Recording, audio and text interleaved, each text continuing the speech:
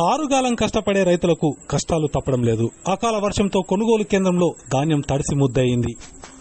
Tarpaulin కవర్లు ఇవ్వకపోవడం వల్లే ధాన్యం తడిసిపోయిందని రైతులు ఆవేదన వ్యక్తం చేశారు.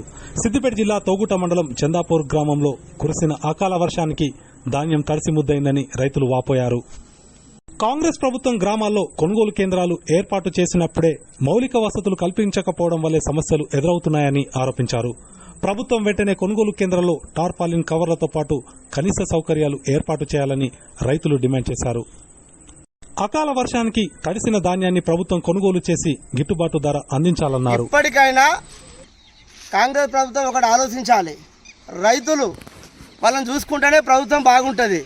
ఇలా కవర్లు ఐకేపీ సెంటర్లో పూర్తిగా ఇవ్వకుండా ఇలా రైతులను అరికోసం మీరు ఎందుకు పెడుతున్నారు?